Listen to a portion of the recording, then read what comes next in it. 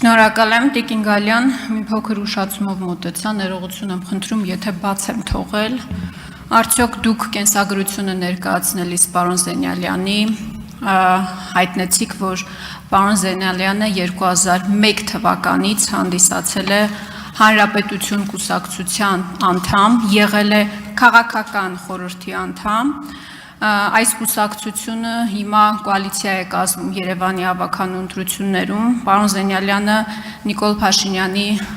կառավարման ժամանակ եղել է նաև արդարադատության նախարար, Սահմանադրության 164-րդ հոդվածի 7-րդ կետն ասում է, որ դատավորը չի կարող զբաղվել ակտիվ քաղաքական գործունեությամբ, այո, մի քանի օր առաջ բավարարելով օրենքի համապատասխան պահանջը պարոն Զենյալյանը դուրս է եկել Հանրապետություն կուսակցությունից, բայց փաստորեն 25 տարի ակտիվ քաղաքական գործունեությամբ հանդես եկել եւ մեկ անգամ չէ, որ գործող իշխանություններից չտարբերվող կարծիքը հայտնել, արդյոք սրանով չի խախտվում այն պահանջը, որ քաղաքական չեզոքություն պետք է պահպանի Սահմանադրական դատարանի դատավորը։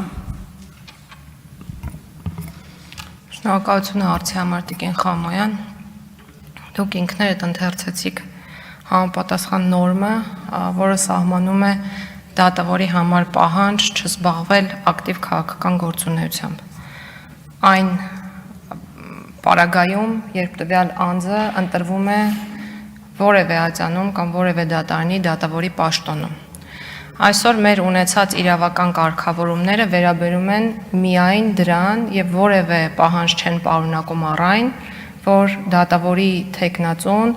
նախկինում կամ իր կյանքի ընթացքում երբևէ չպետք է զբաղված լինի քաղաքական գործունեությամբ։ Նմանատիպ կարգավորումներ որոշակի երկրներում շատ կարճ ժամանակահատվածների համար գոյություն ունեն, կոչվում են cooling off period, այդ համատեքստում,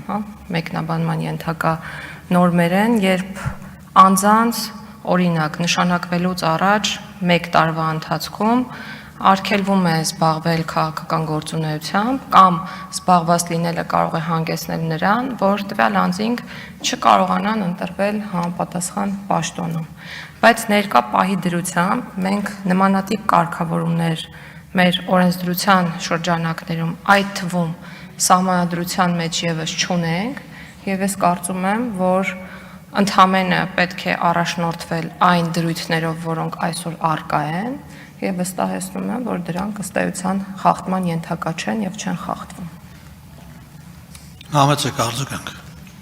Տիկին Գալյան, օրենքները,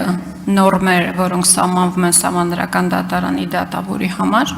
բոլորս գիտենք։ Վստահաբար դուք ինձնից լավ գիտեք։ Ես ասում եմ մարդը 25 տարի եղել է եւ զբաղվել է ակտիվ քաղաքական գործունեությամբ։ Կարելի է դուրս գալ կուսակցությունից մի քանի օր առաջ Սահմանադրական դատարանի դատավոր ընտրվելու նախաշեմին, բայց արդյոք այն գաղափարները, որ ինքը կրում է, կարող է իր մեջից հանել եւ դառնալ անկախ եւ անաչառ Սահմանադրական դատարանի դատավոր։ Դուք ունեք մտահոգություններ, թե չունեք մտահոգություններ, սա ձեզ մտահոգում է, թե չի մտահոգում որպես արդարադատության նախարար։ Տիկին Խամոյան, ես որպես արդարադատության նախարար եւ որպես իրավաբան պարտավոր եմ առաջնորդվել միայն օրենքով ու դրա կարգավորումներով եւ եթե օրենքը սահմանում է որոշակի ցենզ եւ չի սահմանում որևէ բացառություն, ես պարտավոր եմ խոսել հենց դրանց մասին։ Եվ սա այն դեպքն է, որ օրենքը որևէ արգելք չի նախատեսում։ Իսկ ինչ վերաբերում է հետագայում դրսևորվելիք վարքագծին անձի, ապա դրա պատասխանը եւս կա օրենքում, որովհետեւ տվյալ պաշտոնում նշանակվող անձը պետք է լինի ապաքաղաքական եւ առաջնորդվի միայն օրենքով,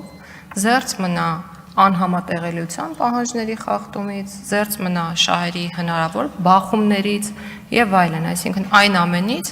ինչը սահմանվում է որպես արգելք հենց օրենսդրությամբ։ Շնորհակալություն։ Տիկին Գալյան